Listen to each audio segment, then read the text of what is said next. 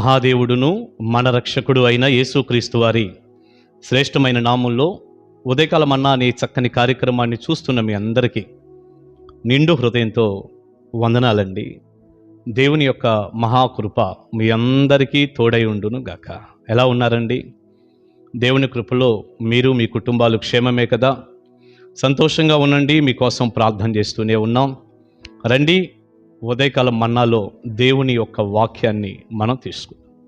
ప్రియులారా, వాక్యాన్ని నేను చదివే ముందు చక్కని మాట ఇలా చెప్తాను.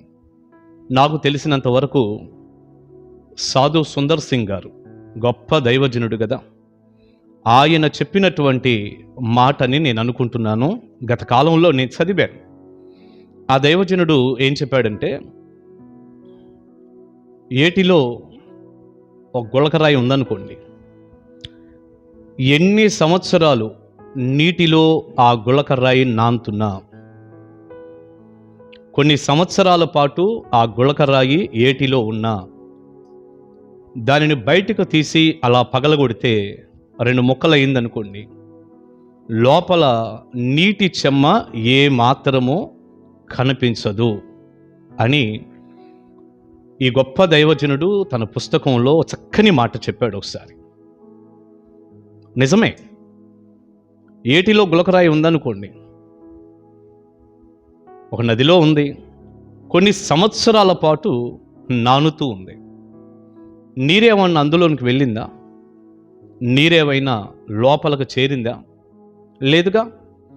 బయటకు తీసి దాన్ని ఒకసారి పగలగొడితే లోపల మామూలుగా పొడిగానే ఉంటుంది, కానీ ఈ నీటి చెమ్మ లోపల ఏ మాత్రము కనిపించదు.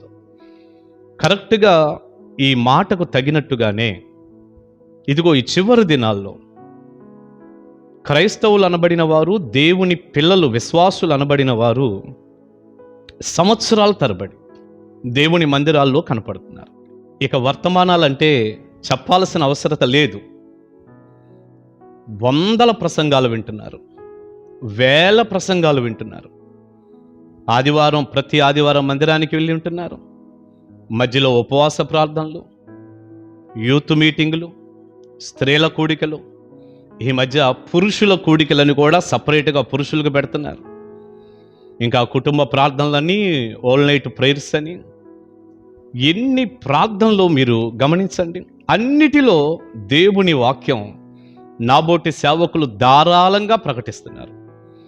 ఇక మందిరం దాకా వెళ్ళి దేవుని మాటలు వినటమే కాదు, కానీ ప్రియులారా, యూట్యూబ్ ఆన్ చేస్తే వందల ప్రసంగాలు.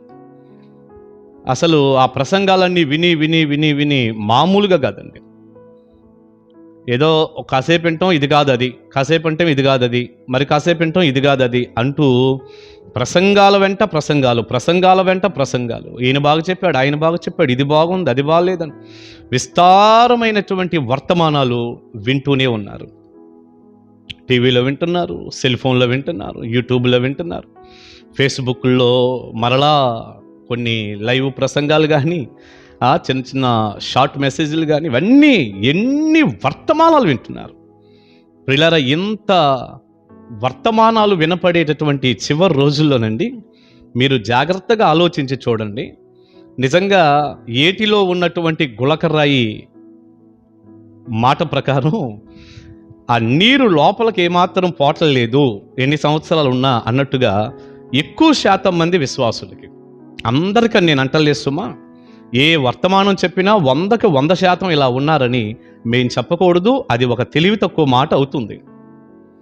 కానీ ఎక్కువ శాతం ఈ చివరి రోజుల్లో గమనించినప్పుడు లోకమంతా కూడా సెల్ ఫోన్ రూపంలో మన జేబులోకే వచ్చేసినటువంటి సమయాల్లో ఎక్కువ శాతం మంది ప్రజలు దేవుని వాక్యం హృదయంలో లేనివారుగా, ఈ వాక్యం అనే నీరు హృదయం లోపలికి వెళ్ళనివారుగా, కేవలం ఏదో ఏట్లో పడిన గుళకరాయి మాట ప్రకారం ఆ యొక్క విధానంలో మందిరంలో గడుపుతూ వాక్యాలు వింటూ అట్లా ఇట్లా సభల్లో కనపడుతున్నారు, కానీ వాక్యము ఏమాత్రం లోపలికి వెళ్ళని వారుగా ఎంతోమందిని మనం గమనిస్తూనే ఉన్నాం.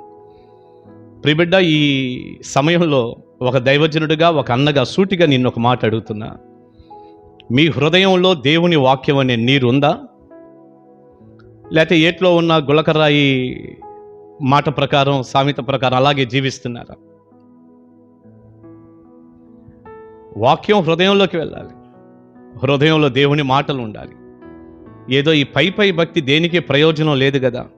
మందిరాలకు వచ్చినా కూడా వాక్యం మీద స్పృహ లేని వారిని బోలెడు మందిని చూస్తున్నాం. కన్నీరు పెట్టి ప్రార్థన చేసుకుంటూ ఆ వాక్యానికి, దేవునికి దగ్గరయ్యే బిడ్డలు చాలామంది ఉన్నారు. అదే సమయంలో ఒట్టిపోయినట్టుగా, ఏమీ పట్టనట్టు, దేవుని వాక్యం హృదయంలోనికి వెళ్ళకుండా మనుషులు అలాగే ఒక ఒట్టిపోయిన తనంలో జీవించేవారు కూడా మందిరాల్లో కనపడుతున్నారు. నేను ముగించే ముందు ఒక మాట చెప్తాను దైవజనుడిగా. మీ హృదయంలో దేవుని వాక్యం అనే ఈ నీరు సమృద్ధిగా ఉండునుగాక. హృదయం లోపలికి వెళ్ళాలి. హృదయం లోపలికి వెళ్ళాలి. బైబిల్ గ్రంథం చెప్తూ ఉంది, హృదయం అన్నిటికంటే మోసకరమైంది, అది ఘోరమైన వ్యాధి కలిగింది. దాన్ని గ్రహించేవాడు ఎవరు అని దేవుని వాక్యం తెలియచేస్తుంది.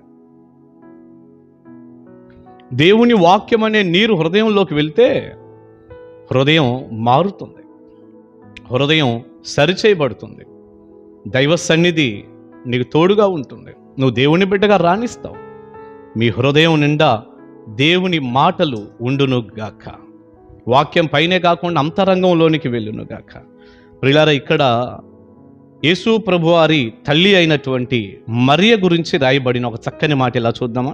లూకా సువార్త 2వ అధ్యాయం 19వ వచనం. అయితే మరియ ఆ మాటలన్నీ తన హృదయములో తలపోసి కొనుచు భద్రము చేసుకొనెను. అయితే మరియ ఆ మాటలన్నీ తన హృదయములో తలపోసి కొనుచు భద్రము చేసుకొనెను. ప్రభు అయిన యేసుక్రీస్తు వారిని గూర్చి చెప్పబడిన మాటలు. గొర్రెల కాపరులు. మరియతో కూడా దేవదూత ఎన్నో విషయాలు చెప్పాడు. ఇదిగో ఈ సందర్భంలో గొర్రెల కాపరులు ప్రభు అయిన యేసుక్రీస్తు వారిని చూసి ఆ మాటలన్నీ కూడా, యేసయ్యను గూర్చి దేవదూత ద్వారా చెప్పబడిన మాటలన్నీ ప్రచురం చేస్తూ ఉంటే, ఈ మాటలన్నీ విన్న మరియ ప్రభు అయిన యేసుక్రీస్తు వారిని గూర్చినటువంటి ఆ మాటలన్నీ తన హృదయంలో తలపోసుకుంటుందట, భద్రం చేసుకుందట. నీ హృదయంలో కూడా దేవుని మాటలు ఉండునుగాక. నీ హృదయంలో దేవుని మాటలు మీరు తలపోసేటట్లుగా నింపబడునుగాక. మీ హృదయం నిండా దేవుని వాక్యం భద్రం చేసుకునేంత కృప దేవుడు అనుగ్రహించునుగాక. ఏటిలో ఉన్న గులకరాయిలో నీరు లేనట్టు, విశ్వాసిగా ఉన్నటువంటి నీ జీవితంలో వాక్యం అనే నీరు లేకుండా మీరు ఉండొద్దు. వాక్యం అనే నీరు లోపలికి వెళ్ళి మీ జీవితాన్ని అద్భుతంగా మార్చి దైవ దీవెన నిండుగా మీకు దయచేయునుగాక. ఆమేన్. ప్రార్థన చేసుకుందాం. మహాపరిశుద్ధ తండ్రి, విత్తబడిన చక్కని సందేశం మీ బిడ్డలకు దీవెనకరంగా చేయండి. మేమేదో మందిరానికి వెళ్ళి రావటం కాదు, కానీ ప్రభువా, వాక్యం అనే నీరు మా అంతరంగంలో ఎప్పుడూ కూడా నిండారులుగా ఉండి తద్వారా కలిగే ఆశీర్వాదాలన్నీ మేము పొందుకుందుముగాక. ఈ వాక్యం వింటున్న ప్రతి బిడ్డను మీరు ఆశీర్వదించండి. తోడుగా ఉండండి, కృప చూపించండి. యేసు శక్తిగల నామాని ప్రార్థన మనవులు అడుగుచున్నాము తండ్రి. ఆమేన్. ఆమేన్. God bless you. దేవుని కృప మీకు తోడే ఉండునుగాక. కలుసుకుందాం ఉదయకాల మన్నాలో.